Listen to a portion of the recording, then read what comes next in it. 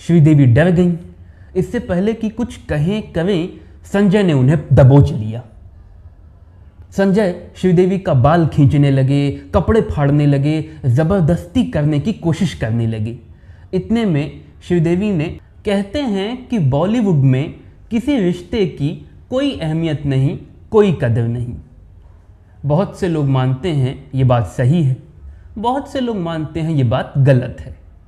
आपका पाला आज इसी कथन से पड़ने वाला है, क्योंकि आज मैं आपके लिए बॉलीवुड की फर्स्ट फीमेल सुपरस्टार, हवा हवाई गर्ल के नाम से मशहूर एक्ट्रेस श्रीदेवी की ज़िंदगी की पूरी कहानी लेकर आया हूँ।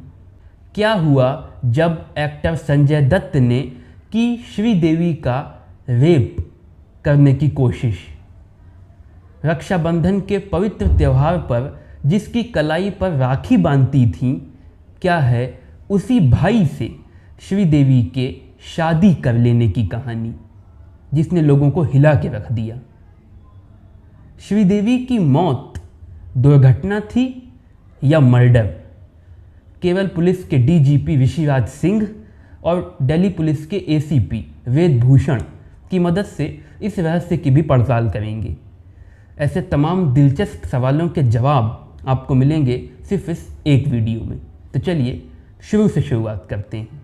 श्रीदेवी का जन्म 13 अगस्त सन 1963 को तमिलनाडु के शिवकाशी शहर के मीनमपट्टी गांव में हुआ था।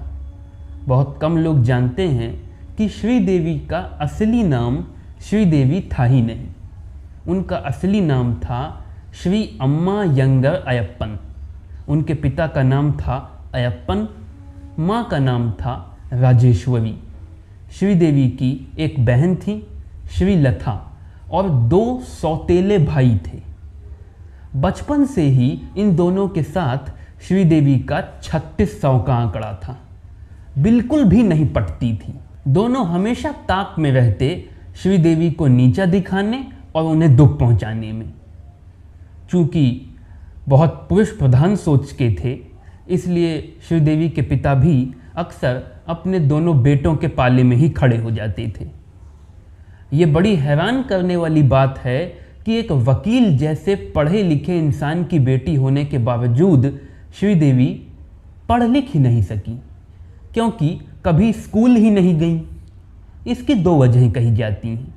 पहली तो ये कि भले वकील, मगर श्रीदेवी के पिता बहुत बड़ी कट्टर पुरुष प्रधान सोच के थे, इसलिए लड़की होने के नाते उन्होंने श्रीदेवी को स्कूल नहीं भेजा। दूसरी वजह ये कि भले वकील, मगर उनकी वकालत चलती नहीं थी। घर में पैसों की महातंगी थी। एक बार किस्मत से मौका मिल गया तो वो श्रीदेवी को फिल्मों की दुनिया में धकेलते चले गए। महज 4 साल की उम्र से श्रीदेवी फिल्मों में काम करने लगी। श्रीदेवी अपने पूरे घर की इकलौती रोटी कमाने वाली थी। इतने नन्हे से कंधों पर जिम्मेदारी का इतना भारी भरकम बोझ डाल दिया। बहरहाल साल 1967 में रिलीज होने वाली तमिल फिल्म कंधन करुणाई श्रीदेवी की ज़िंदगी की पहली फिल्म थी। इसके बाद 1967 से लेकर 1977 तक श्रीदेवी ने थुनाइवन, भक्ति कुंबारा, कुमार संभवम, मा नन्ना निर्दोषी, कुमार स्वामी, सत्य पथिकालम, थिरुमंगलयन, पूम पट्टा, मुंड्रू मुडिचू और बाला भारतन जैसी तमिल, तेलुगु, कन्नड़, मलयालम जैसी भाषाओं की कई फिल्मों में काम किया और साउथ इंडियन सिनेमा में छा गई। साल 1977 में श्रीदेवी ने हिंदी सिनेमा में पदार्पण किया फिल्म 16वां सावन से बतौर हीरोइन। फिल्म तो कुछ खास नहीं चली, श्रीदेवी की ज़रा तारीफ हुई। इसके बाद श्रीदेवी ने कोई हिंदी फिल्म नहीं की, फिर से साउथ इंडियन सिनेमा में लौट गई। साल 1983 में रिलीज़ होने वाली फिल्म हिम्मतवाला से श्रीदेवी ने बॉलीवुड में वापसी की। ये फिल्म सुपर डुपर से भी ऊपर हिट हुई। इस फिल्म का गाना नैनो में सपना तो बहुत मशहूर हुआ। हालांकि इसी फिल्म की शूटिंग के दौरान श्रीदेवी के साथ एक ऐसी भयानक घटना घटी जिसे श्रीदेवी मरते दम तक भूल नहीं सकी। दरअसल हुआ ये कि एक्टर संजय दत्त ने फिल्म 16वां सावन देखी थी और उन्हें श्रीदेवी बड़ी खूबसूरत लगी थी, बहुत पसंद आ गई थी। जब संजय को मालूम चला कि श्रीदेवी इन दिनों मुंबई में ही फिल्म हिम्मतवाला की शूटिंग कर रही हैं, तो वो हिम्मतवाला के सेट पे पहुंच गए। उन्हें मालूम चला कि श्रीदेवी मेकअप रूम में हैं। वो मेकअप रूम में पहुंच गए। श्रीदेवी अकेली थी। संजय दत्त ने एक तो ड्रग्स फाँक रखी थी, ऊपर से शराब गटका रखी थी, एकदम नशे में धुत चूर, आँख लाल लाल। संजय लाल लाल आँख किए, अजीब सा मुंह बनाए, दोनों हाथ ऐसे किए, श्रीदेवी की ओर बढ़ने लगे। श्रीदेवी डर गईं। इससे पहले कि कुछ कहें करें, संजय ने उन्हें दबोच लिया। संजय श्रीदेवी का बाल खींचने लगे, कपड़े फाड़ने लगे, ज़बरदस्ती करने की कोशिश करने लगे। इतने में श्रीदेवी ने बगल में पड़ा एक छोटा सा आईना उठाया और संजय के सिर पे मारा। आईना टूटा, संजय का सिर फूटा, ज़मीन पे गिर पड़े। इतने में फिल्म के क्रू मेंबर्स आ गए, संजय को उठाकर बाहर ले गए। श्रीदेवी डरी, सहमी, गुस्से से बदन कांप रहा था। अगले दिन संजय ने बहुत माफ़ी मांगी। संजय की ओर से उनके पिता सुनील दत्त ने बहुत माफ़ी मांगी, लेकिन श्रीदेवी ने कसम खा ली कि ज़िंदगी भर कभी संजय दत्त के साथ काम नहीं करेंगी, और इस घटना के कारण ही ज़िंदगी भर संजय दत्त के साथ श्रीदेवी के कोई खास रिश्ते भी नहीं थे। बहरहाल हिम्मतवाला के इतना सुपर डुपर हिट होने के बाद बॉलीवुड में श्रीदेवी का कैरियर चमक उठा। इसके बाद पूरे 80 के दशक में श्रीदेवी की तोहफ़ा, सदमा, मवाली, जस्टिस चौधरी, मकसद, चालबाज, सल्तनत, औलाद, मास्टर जी, नगीना, शेरनी, निगाहें, मैं तेरा दुश्मन, वतन के रखवाले, कर्मा, मिस्टर इंडिया और चांदनी जैसी कई हिट फिल्में रिलीज़ हुईं। चांदनी के तो सारे गाने बहुत हिट हुए, ख़ास तौर से मेरे हाथों में नौनों चूड़ियाँ। शादियों में इस गाने का बजने का विवाद सा हो गया था। अब तक श्रीदेवी का ये मयार हो गया था कि उन्हें बॉलीवुड की फर्स्ट फीमेल सुपरस्टार कहा जाने लगा था। रिपोर्ट्स के मुताबिक श्रीदेवी की जो सबसे बड़ी क्वालिटी कही जाती है वो थी उनका ब्रॉड कैरेक्टर वेरिएशन। एक तरफ सदमा फिल्म में यही श्रीदेवी एक ऐसी बड़ी लड़की का किरदार निभाती हैं जिसका दिमाग एमनीशिया बीमारी के कारण 6 साल की बच्ची जैसा बन गया है। एक तरफ यही श्रीदेवी फिल्म मिस्टर इंडिया में कांटे नहीं कटते दिन ये रात जैसा स्टीमी सॉन्ग करती, जिसे बॉलीवुड के मोस्ट सेड्यूसिंग सॉन्ग्स में से एक कहा जाता है। और एक तरफ यही श्रीदेवी इनकलाब फिल्म में अमिताभ बच्चन के बिल्कुल बराबर एक स्ट्रॉन्ग वुमेन का किरदार प्ले करती हैं। 90 के दशक में भी श्रीदेवी की गुमराह, खुदा गवाह, लम्हे, लाडला और रूप की रानी, चोरों का राजा जैसी फिल्में रिलीज़ हुईं। हालांकि ऐसा नहीं है कि श्रीदेवी केवल अपनी फिल्मों के कारण ही मशहूर हैं। उनकी निजी ज़िंदगी की गॉसिप्स भी बड़ी चर्चा में रही। फिल्म जाग उठा इंसान के सेट पर उनकी पहली मुलाकात हुई मिथुन चक्रवर्ती से। इस फिल्म की शूटिंग के दौरान ही मिथुन चक्रवर्ती और श्रीदेवी के बीच अफेयर की खबरें आने लगी। ये अफेयर ज़्यादा गर्म इसलिए भी पड़ा क्योंकि मिथुन चक्रवर्ती शादीशुदा थे। उनकी पत्नी योगिता बाली को श्रीदेवी के साथ मिथुन के अफेयर की ऐसी ऐसी खबरें बहुत तकलीफ़ पहुंचाती थीं। और एक दिन तो खबर आई कि श्रीदेवी और मिथुन चक्रवर्ती ने शादी कर ली है। श्रीदेवी और मिथुन चक्रवर्ती दोनों ने तुरंत इस खबर को सिरे से खारिज कर दिया, मगर फिर लाइफ मैगजीन ने इन दोनों का मैरिज सर्टिफिकेट पब्लिश कर दिया। साथ ही उस पुजारी का इंटरव्यू भी ले लिया जिसने मंदिर में इन दोनों की हिंदू रीति रिवाजों के मुताबिक विधिवत शादी करवाई थी। बड़ा बवाल मचा। योगिता बाली ने तो अपने हाथ की नस काट ली, वो तो शुक्र है मरी नहीं, बच गई। और फिर उन्होंने डायरेक्ट मिथुन से कह दिया कि उन्हें उनमें और श्रीदेवी में से एक को चुनना होगा। मिथुन ने अपनी पत्नी योगिता को चुना और श्रीदेवी के साथ अपना रिश्ता खत्म कर दिया। श्रीदेवी के करीबियों के मुताबिक श्रीदेवी को मिथुन से बिल्कुल ऐसी उम्मीद नहीं थी। उनका दिल बहुत बुरी तरह से टूटा। दुर्घटना जब 10 मुसीबतों के साथ आती हैं तो उसे बुरा वक्त कहते हैं। श्रीदेवी की ज़िंदगी में भी ये बुरा वक्त ही आ गया था। टूटे दिल को जोड़ने में लगी थी कि इसी बीच उनके पिता गुजर गए। इस गम में थी कि उनकी माँ की तबीयत बहुत बुरी तरह से ख़राब हो गई। अपने पैसों के दम पर श्रीदेवी ने न्यूयॉर्क के मशहूर Sloan Kettering cancer treatment centre में अपनी माँ का इलाज करवाया। उन्हें इस बात की बेहद खुशी थी, लेकिन पता नहीं कैसा ढीले पेंच वाला डॉक्टर था, उसने ऐसी बेहूदगी से ऑपरेशन किया कि गलत जगह कर दिया। दिमाग के बाएं हिस्से में ट्यूमर था, उसने दाएं हिस्से में ऑपरेशन कर दिया, जिसके कारण रेटिना से दिमाग तक जो लाइट नर्व्स जाती हैं वो बुरी तरह से डैमेज हो गई और श्रीदेवी की माँ अंधी हो गई। फिर उनकी याददाश्त चली गई, दिमाग में खून के थक्के जमने लगे और उनकी मौत हो गई। गुस्से के मारे श्रीदेवी ने हॉस्पिटल के खिलाफ मुकदमा कर दिया। मुकदमा जीत गई, लेकिन ज़िंदगी अब उन्हें हारी हारी सी लगने लगी थी। बहुत बड़ा सदमा था। उनकी ज़िंदगी के 3 इतने इम्पॉर्टेंट लोग अचानक से उन्हें छोड़कर चले गए। बहुत बुरी तरह से टूट गई थी श्रीदेवी। अचानक उनके कंधे पर किसी ने अपना ढांढस भरा हाथ रखा। श्रीदेवी पीछे मुड़ी तो वो उनके भाई थे, बोनी कपूर। अजीब दास्तां है ये।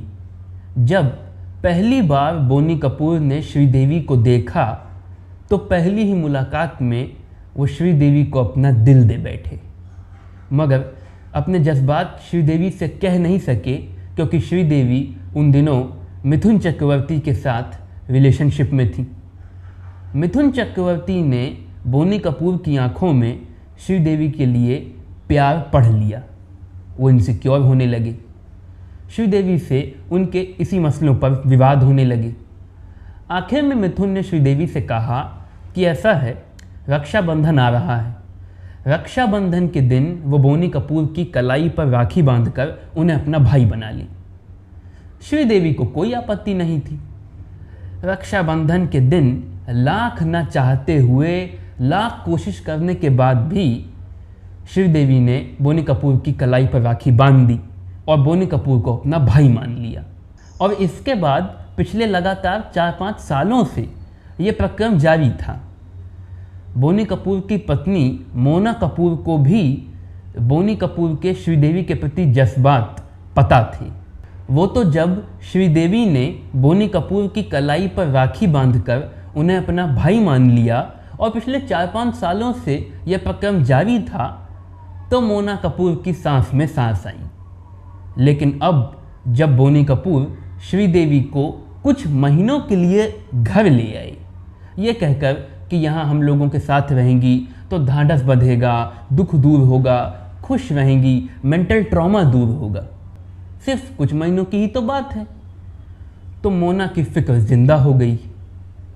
मोना कपूर के मुताबिक फिर धीरे धीरे कुछ ऐसी हरकतें होने लगी जिससे उनकी टेंशन बढ़ने लगी।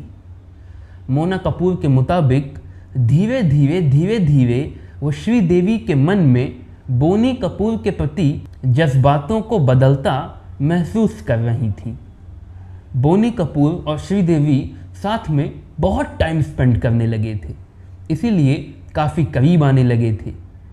और फिर मोना कपूर के मुताबिक होटल में एक रात दोनों बहुत करीब आ गए, बहुत करीब, इन्वर्टेड कॉमा क्लोज। और इस बात का पता मोना को चला क्योंकि अगली सुबह ढिठाई के साथ बोनी कपूर ने खुद पिछली रात का राज मोना के सामने कहा। अब मोना के दिल पर क्या बीती होगी ये आप समझ सकते हैं। खैर, इस बहुत करीबी का अंजाम ये हुआ कि श्रीदेवी प्रेग्नेंट हो गई। मशहूर एक्टर ऋषि कपूर अपनी ऑटोबायोग्राफी खुल्लम खुल्ला में लिखते हैं कि वो बॉलीवुड के पहले इंसान थे जिन्हें मालूम चला कि श्रीदेवी बोनी कपूर के बच्चे की मां बनने वाली हैं। वो हैरान रह गए क्योंकि उन्होंने श्रीदेवी को बोनी कपूर की कलाई पर राखी बांधते देखा था। खैर, 1997 में फिल्म जुदाई के रिलीज़ होने के बाद श्रीदेवी और बोनी कपूर ने शादी कर ली। शादी के 3-4 महीने बाद ही श्रीदेवी और बोनी कपूर की बेटी जानवी इस दुनिया में आ गई। कई लोग श्रीदेवी की बुराई करते हैं कि अपनी इतनी अच्छी और गहरी दोस्त का घर तोड़कर अपना घर बसा लिया। कई लोग बोनी कपूर को ज़्यादा दोष देते हैं, पर सबसे बड़ा इल्ज़ाम तो ये लगता है कि इन दोनों ने राखी की मर्यादा को कलंकित कर दिया। बहरहाल, अपनी दूसरी बेटी खुशी के जन्म के बाद श्रीदेवी ने फिल्मों में काम करना बंद कर दिया। सालों के बाद 2012 में रिलीज़ होने वाली फिल्म इंग्लिश विंग्लिश से श्रीदेवी ने बॉलीवुड में वापसी की। कमाल की फिल्म है, इसमें श्रीदेवी की एक्टिंग की ज़बरदस्त तारीफ हुई। साल 2017 में रिलीज़ होने वाली फिल्म मॉम में उनकी परफॉर्मेंस के लिए तो हॉलीवुड के एक्टर्स ने श्रीदेवी को फ़ोन करके उनकी तारीफ़ की थी, उनको बधाई दी थी।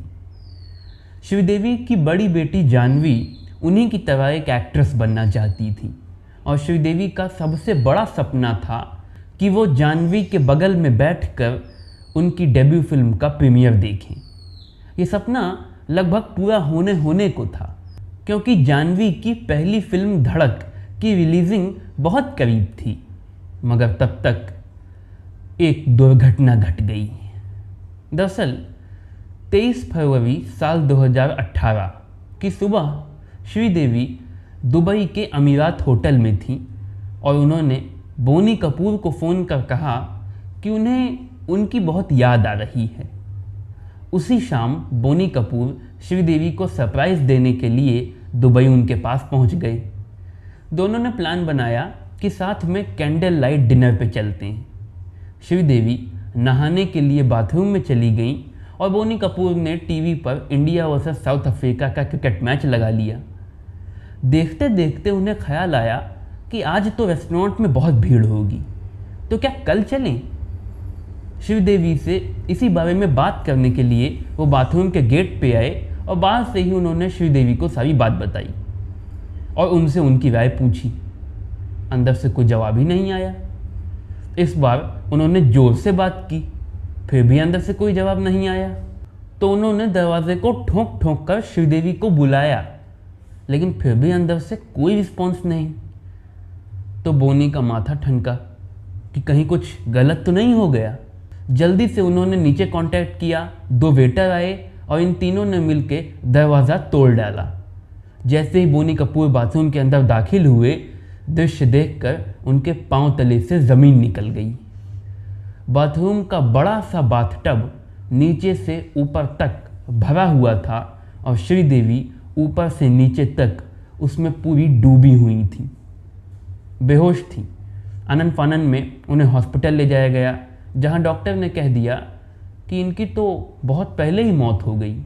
बोनी कपूर सन्न, उनका दिमाग काम नहीं कर रहा था कि सडन ये क्या हो गया, कैसे हो गया।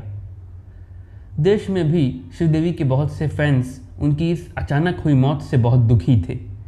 उनके फनरल में बहुत से लोगों ने शिरकत की। फनरल के बाद दुबई पुलिस ने इस सडन डेथ की जांच शुरू की। जांच में अपनी एक रिपोर्ट बनाई और दुबई पुलिस ने निष्कर्ष निकाला कि ये एक्सीडेंटल डेथ थी। दुबई पुलिस की रिपोर्ट में कहा गया कि चूंकि बोनी कपूर ने दुबई पुलिस को बताया कि जब वो बाथरूम में दाखिल हुए तो फर्श बिल्कुल सूखी हुई थी, एक बूंद पानी भी नहीं गिरा था। तो दुबई पुलिस के मुताबिक ये हुआ कि जब श्रीदेवी बाथरूम के अंदर दाखिल हुई तब बाथटब खाली था। कुछ ऐसा हुआ कि श्रीदेवी अचेत हो गई, बेहोश हो गई और बाथटब में गिर पड़ी और बाथटब में इस तरह से गिरी कि उनसे गलती से बाथटब में इस तरह से गिरी कि गलती से उन्हीं से बाथटब का टैब ऑन हो गया। पानी भरना शुरू हो गया। श्रीदेवी बेहोश थी, पानी भरता चला गया और वो पानी के अंदर समा गईं। चूँकि बेहोश थी तो बाहर निकली नहीं, इसीलिए बेहोशी की हालत में ही पानी के अंदर डूब गईं और उनकी मौत हो गई। हालांकि केवल पुलिस के ex jail DGP Rishiraj Singh को ऐसा नहीं लगता है। ऋषिराज सिंह के मुताबिक उन्होंने अपने दोस्त डॉक्टर उमानाथन के साथ मिलकर श्रीदेवी की डेथ पर एक अपनी रिपोर्ट बनाई है। उनकी रिपोर्ट के मुताबिक दुबई पुलिस की जांच में उन्हें कई झोल नजर आते हैं। उनकी रिपोर्ट के मुताबिक श्रीदेवी की डेथ एक्सीडेंटल हो ही नहीं सकती, ये पक्का मर्डर है। कुछ ऐसा ही दिल्ली पुलिस के रिटायर्ड एसीपी वेदभूषण भी मानते हैं। वेदभूषण के मुताबिक उन्हें तो दुबई पुलिस की फॉरेंसिक रिपोर्ट में भी बहुत लूप होल्स नज़र आती हैं। उन्होंने इस बारे में दुबई पुलिस से कई बार बात भी की, मगर कुछ नहीं हुआ। ऋषिराज सिंह और वेदभूषण दोनों अपनी पर्सनल रिपोर्ट में ये मानते हैं कि दुबई पुलिस ने जानबूझकर श्रीदेवी के डेथ को एक्सीडेंटल बनाया है। असल में ये प्रॉपर मर्डर है।